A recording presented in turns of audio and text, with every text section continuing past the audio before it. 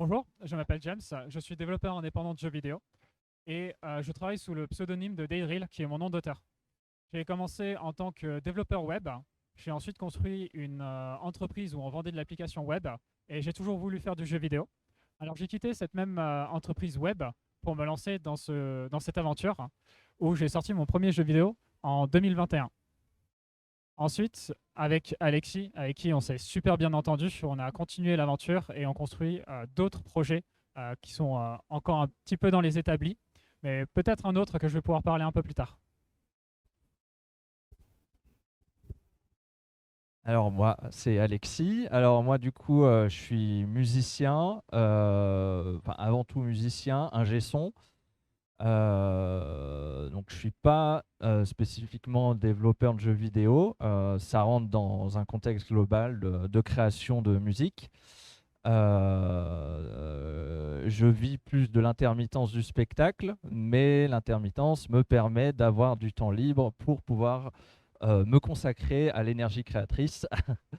Voilà. Donc le jeu vidéo est un formidable support pour pouvoir construire les environnements sonores, tout ça, dans lequel je m'épanouis à fond. Euh, et voilà, c'est extrêmement stimulant. Mais voilà, ça fait pas partie de mon revenu. Voilà.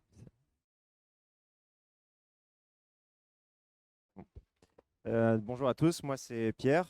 Donc comme Alexis, je fais de la musique pour des jeux vidéo donc avec Gabriel, qui est un ami de longue date, avec qui dès le collège on avait des projets de jeux vidéo qui se terminaient pas forcément, mais là maintenant on est Gabriel maintenant lui c'est son métier, moi c'est pas mon métier, je fais ça à côté de ce que je fais principalement. Et pareil qu'Alexis, ouais, je m'épanouis dans la création de musique, d'ambiance, de son, voilà, lié aux jeux vidéo, et puis surtout m'amuser en faisant ça. Bonjour, moi c'est Gabriel Sarnikov. Mon nom de développeur c'est Gabilon et je fais des jeux vidéo depuis que j'ai 15 ans, mais très très mal. J'ai commencé à les faire un peu mieux il y a quelques années.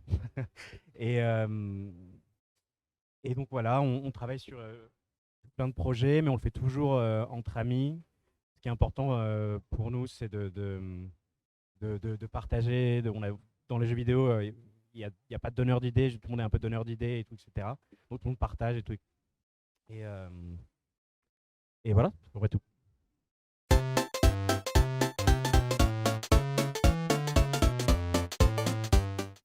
Alors il y a un truc dans le jeu vidéo, moi le premier truc qui me passe par l'esprit, et que je pense qu'il m'a attiré très tôt sans que je m'en rende compte tout à fait, c'est qu'il y a une humilité en fait qu'il n'y a ni dans le cinéma ni dans la musique, ni dans l'art, la peinture ou quoi que ce soit d'autre en fait, parce que c'est justement il y a un anonymat dans le jeu vidéo où d'ailleurs il y a certains créateurs de jeux vidéo, mais en soi c'est un peu traître parce qu'il y a toujours des équipes immenses derrière. Et ce qui est vraiment intéressant dans le jeu vidéo, c'est que tous les secteurs musique, programmation, dessin, conception, production et tout, etc., travaillent pour avoir un résultat final sans. Il n'y a pas de vanité en fait, c'est très humble. Il y a très rarement des noms derrière les jeux vidéo et donc ça c'est très intéressant. Enfin, c'est pas forcément la raison pour laquelle je me suis lancé dans le jeu vidéo, mais je pense que ça m'a attiré. Sinon c'était juste accro aux jeux vidéo et puis c'était une façon de m'en sortir. Ouais, voilà quoi.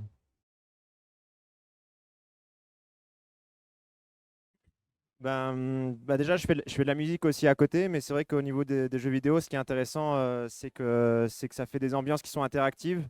Donc, si on, c'est un peu similaire peut-être au cinéma ou enfin à des films.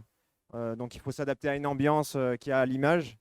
Mais c'est aussi que cette ambiance, elle va varier en fonction de ce que le joueur fait. Et je trouve ça intéressant que, enfin, du coup, on peut jouer sur voilà, les différentes actions qui vont avoir un impact sur la musique, sur les sons. Et ça, au niveau de la musique, je trouve ça intéressant. Et pareil, j'aime bien. Il y a certains jeux que j'aime bien et les musiques, elles restent. Et du coup, voilà, c'est une bonne inspiration aussi. Pour ma part, pourquoi le jeu vidéo bah, au même titre que quand je vais composer une musique, pour moi, pour mon groupe, j'aime toujours faire en sorte qu'il y ait du sens, que ce soit une émotion, une histoire, n'importe quoi, que ça raconte quelque chose, qui est quelque chose de concret. Et dans le jeu vidéo, ce qui est fort, c'est que vraiment, on est sur quelque chose d'extrêmement concret. On a une interactivité directe et la musique apporte quelque chose que j'adore. Donc, bah, déjà, on va transcender le visuel où on va suggérer beaucoup d'informations comme ça. Et surtout, on va vraiment apporter une émotion qui va être finalement la matérialisation de ce que j'aurais essayé de faire transparaître sur une musique lambda. Euh, donc en fait, la force créatrice dans le jeu vidéo est folle. Et et la manière de penser la musique est aussi vraiment différente et stimulante parce que on a vraiment beaucoup de choses, beaucoup d'axes à prendre en considération, que ce soit le visuel, le gameplay, quel genre d'informations on veut véhiculer.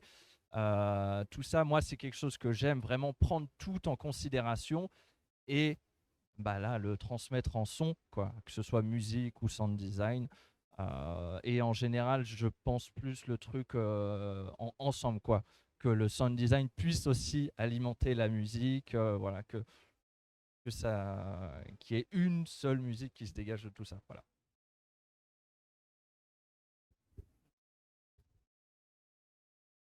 Pourquoi le jeu vidéo? Ma réponse, c'est Rayman 3. Quand j'avais 12 ans, j'ai joué à un fabuleux jeu vidéo. À la fin de ce jeu, j'ai vaincu le boss. Et il m'est arrivé en fait une bouffée d'émotions très très forte à la suite d'avoir terminé un jeu vidéo. Beaucoup d'émotions différentes qui sont passées dans ce corps d'un jeune de 12 ans. Et juste après ça, je me suis dit, je vais devenir game designer. À 16 ans, j'ai dit à mes parents que je voulais être avocat. Mais ça, c'est un autre problème social. Aujourd'hui, game designer, c'est un peu un luxe. C'est-à-dire qu'on a une équipe de personnes qui nous font confiance pour porter des idées qu'on a transformées ensuite sur papier. Pourquoi est-ce que j'ai décidé de vendre des idées que personne n'achète? Toujours pour cette même raison qu'à 12 ans, j'ai vécu une bouffée d'émotions incroyable et je souhaite partager ces bouffées d'émotions même à un public restreint de personnes. Mon parcours jusqu'à maintenant pour avoir atteint, on va dire, ce stade de, de pouvoir distribuer ces bouffées d'émotions aux gens, alors ça va bien sûr plus loin que juste des bouffées d'émotions. Ça a beaucoup passé en fait dans le fait de rencontrer de nombreuses personnes au fur et à mesure de mon apprentissage, que ce soit au sein de l'école où j'ai appris, mais aussi durant mes différentes aventures entrepreneuriales. Ce qui m'a le plus apporté, surtout, ça a été les gens avec qui j'ai travaillé et avec qui j'ai pu construire en fait ces différents univers de jeux ou tester ces idées. Ces gens, ça peut être des gens avec qui, alors travailler soit pour le son, soit pour la musique, c'est la même chose, à deux détails près, soit pour les graphismes, soit pour la programmation, la gestion de projet, mais aussi les testeurs de jeux, les gens qui jouent les jeux vidéo. Et il n'y a pas plus grande récompense lorsqu'on voit une personne qui joue à notre jeu vidéo, au jeu vidéo sur lequel on a travaillé pendant un bon moment bien intense, voir une réaction sur ce visage.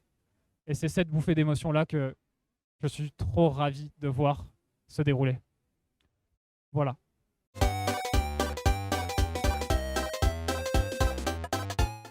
Très bien. Donc, qu'est-ce qui est attirant dans le domaine indépendant du jeu vidéo, c'est ça? Je crois que ce qu'on appelle indépendant, mais je suis pas sûr parce que c'est un peu vague, c'est de pas exactement avoir d'éditeur, mais en même temps il y a des éditeurs de jeux indépendants, etc. Donc je pense que c'est le truc de faire un jeu d'indépendant. Enfin, vous m'arrêtez si je dis pas bien. mais c'est de faire un jeu qui sort un petit peu des sentiers battus, qui va avoir des propositions un petit peu différentes et tout, etc. Et donc, il y a ça, il y a de faire quelque chose, on ne sait pas si ça va marcher en fait. Et on se le joue, on se le dit à chaque fois qu'on travaille sur le jeu vidéo, on ne sait pas si les gens vont adhérer, on ne sait pas si on va. Il n'y a pas de formule pour faire ce qu'on veut faire exactement. Donc, chaque fois qu'on travaille dessus, il y a ce doute quand même. En tout cas, pour ma part, c'est quand même beaucoup le cas. Et puis les moments d'enthousiasme, c'est vraiment comme tu l'as dit, James, c'est les moments où tout ton travail que tu as fait en solitaire ou alors en équipe, mais un petit peu dans la douleur, dans ce brainstorm, c'est pas que ça le métier du jeu vidéo, mais il y a quand même des moments où tu es très dedans et tout, etc. Quand tu vois quelqu'un jouer à ton jeu vidéo pour la première fois et qu'il fasse ce que le jeu vidéo propose ou pas, et qu'il s'amuse ou qu'il a quelque chose à dire ou que ça l'intéresse ou qu'il découvre quelque chose de nouveau même dans ton jeu vidéo, il n'y a pas de poussée d'adrénaline comme ça ailleurs en fait. Pour nous, malheureusement en fait, pour ça. Oui. Par rapport ouais, je pense que dans le fait de travailler dans des studios indépendants, c'est aussi qu'on est en petite équipe. Je pense que ça fait aussi partie de ça. Et bah, du coup, on a des interactions vraiment entre nous. On rigole, enfin, on a du plaisir déjà à le faire entre nous. Et aussi, je pense qu'on a plus de liberté de faire des choix parce qu'on n'est pas dans des grosses équipes. On peut plus facilement prendre des décisions soi-même sur la musique, par exemple. Ouais, on fait des game jams entre nous. Donc ça, c'est des moments vraiment où il y a beaucoup de hauts et de bas parce qu'il y a des moments où on ne sait pas vraiment ce qu'on est en train de faire et puis des moments où on se rend compte qu'on est en train de créer quelque chose et tout ça en l'espace de 2 jours parfois sur une game jam. Et même si à la fin ça se finit pas, des fois il y a des idées nouvelles qui se créent. Et, c'est le fait de travailler en petite équipe qui permet ça, je trouve. Et après, dans les moments moins enthousiasmants, ouais, c'est que des fois, on se lance dans quelque chose, on ne sait pas trop quelle direction ça prend.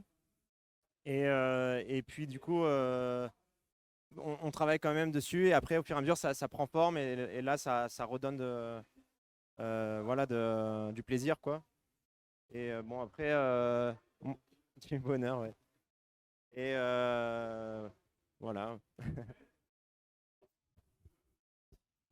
Ouais, donc bah, pour ma part, pour le côté enthousiasmant, effectivement, ça va être en tant qu'indépendant, bah, c'est justement s'approprier la liberté de avec qui on travaille. Euh, donc ça, c'est une grande richesse, vraiment pouvoir travailler avec des gens qu'on apprécie, où on va avoir beaucoup de bienveillance et se laisser la libre expression mutuelle. Euh, donc ça, la liberté dans les choix du jeu, du type, du public ou même pas, sans même, on peut même se dire non, juste je vais faire un jeu et aller à Jacques Laest, on verra ce que ça donne. Euh, et puis, bah, comme je disais tout à l'heure, vraiment cette liberté créatrice où du coup, on s'approprie notre univers qu'on s'est donné, on lui donne petit à petit corps, tout ça. Voilà. Euh, c'est vraiment finalement, voilà, le résumé, c'est la liberté de pouvoir faire ce qu'on veut. Donc ça, voilà, ça, c'est vraiment chouette. Et sans vraiment se donner la pression d'une durée, quoi, justement, s'émancipant du côté financier, en tout cas dans un premier temps. Voilà, ça débride pas mal d'aspects dans la création. Pour les côtés moins enthousiasmants, un peu plus lourds, ça va être justement, on est livré à nous-mêmes. Donc il faut tout définir, tout le cadre, comment on va gérer le projet, comment on peut faire ça, dans quelle durée. Enfin, Parce que l'idée, c'est quand même que ça aboutisse et ça demande une certaine discipline qu'il faut s'imposer. Sinon, bah, le truc il traîne, ça avance pas, on n'arrive pas à faire et ça peut être voilà le piège justement de cette liberté. Et ça, voilà, c'est un peu le. Et puis bah, du coup, effectivement, définir quand on essaye de définir un scope, tout ça, bah, l'inexpérience aussi qui peut prendre le pas là-dessus, où on se prend des retours de bâton, mais vraiment pas tout de suite, quoi. On le voit arriver plusieurs mois après. Ah oui, ok, d'accord. Ah oui, si j'avais su ça, bon bah, tant pis, hein, voilà. Voilà. Alors au quotidien, il se passe beaucoup de choses, à tel point que ce n'est pas tant un quotidien que je vis, mais c'est à chaque fois une aventure différente. Pour reprendre les dires de vous aussi et sur le côté indépendant, ce qui est intéressant, c'est qu'on travaille toujours sur un peu le côté innovation du jeu vidéo et de sa proposition. C'est-à-dire que lorsqu'on travaille sur un jeu vidéo, ou surtout un type de jeu vidéo, c'est comme si on recréait un nouveau métier à chaque fois. Et lorsqu'on change d'un type de jeu vidéo, on est obligé de se repenser à nouveau le métier et de retravailler sur un nouveau processus. Ça, c'est le côté, en tout cas, qui m'enthousiasme le plus, c'est cette stimulation que je vis dans ce métier même. Une autre chose que j'apprécie dans, dans le processus de développement d'un jeu vidéo, c'est le fait de voir un projet sur plusieurs mois avancer et bien évidemment aboutir. Ce qui en vient au côté le moins enthousiasmant et surtout frustrant, qui peut déprimer, parfois même amener, il faut le dire, à des phases de dépression, c'est tout ce côté du projet qui se délite un peu. On a des pertes de vélocité, on a la sensation qu'on s'embourbe, on a le projet qui n'avance plus. Ça, c'est plutôt le côté attrition d'un projet. Et ça peut être très difficilement moralement. Ce qui permet en fait de s'en sortir de ces états-là, ça va être surtout l'entourage avec lequel on travaille. Des gens qui peuvent nous aider soit à nous donner une perspective différente, soit à nous dire qu'on part dans une mauvaise direction, ou parfois aussi des amis ou des collègues qui font du travail fabuleux et qui nous disent « Oh, c'est incroyable ce que tu fais. Et regarde ce que je fais. Tu trouves pas que c'est incroyable? Si on continue ensemble et qu'on arrive jusqu'au bout, on fera quelque chose d'incroyable. »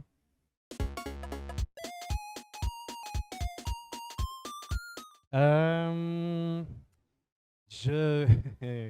Là, je sors d'un projet qui a duré 6 ou 7 ans. Je comptais plus vraiment.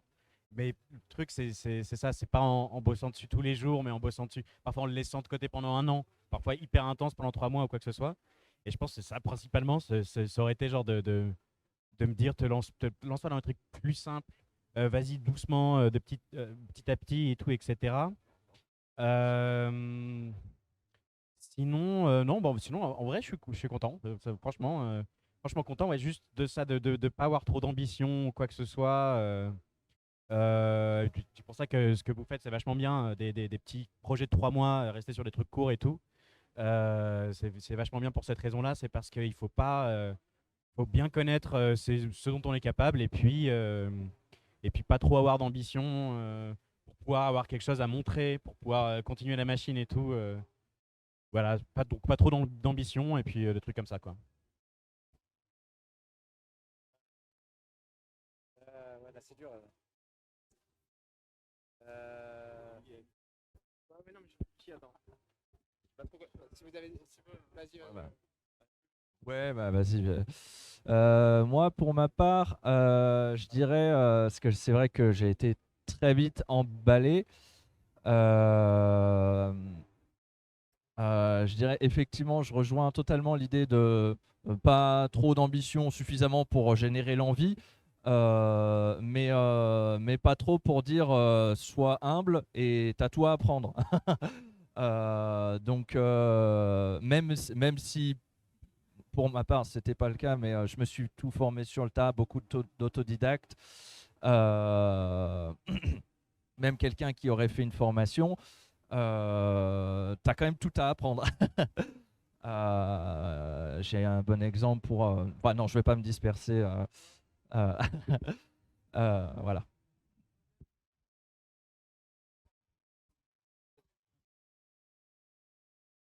Alors, je vais peut-être dire une réponse qui est extrêmement niaise. Écoute ton cœur. Il faut savoir que dans le jeu vidéo, beaucoup de personnes vont vous donner des conseils. Je suis pas d'accord. Beaucoup de personnes vont vous donner des conseils. Ils sont tous justes et ils sont tous faux. Il faut pas écouter, il faut écouter ce que tout le monde font. Il faut écouter chacun des conseils, mais en revanche, la personne qui fait le travail, c'est toi-même. Et c'est à toi de décider en fait la direction que tu souhaites faire. Plus d'une fois, il m'est arrivé de me perdre en fait dans une direction qui au final fonctionne pour quelqu'un d'autre, mais qui n'a pas fonctionné pour moi. Ouais, moi je voudrais dire peut-être il faut s'inspirer des choses qu'on aime. Il faut pas avoir peur d'imiter des fois. Et après, en fait, en imitant, de toute façon, on le fait mal. Et du coup, ça devient quelque chose de nouveau des fois. Je crois que c'est quelque chose dont j'avais peur il y a 10 ans. J'avais toujours, je pensais toujours vouloir inventer quelque chose. Et des fois, il faut juste s'inspirer et écouter des choses qu'on aime, faire des choses qu'on aime, et ça vient tout seul, je pense.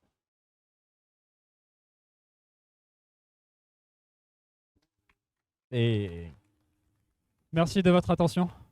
Passez un bon festival.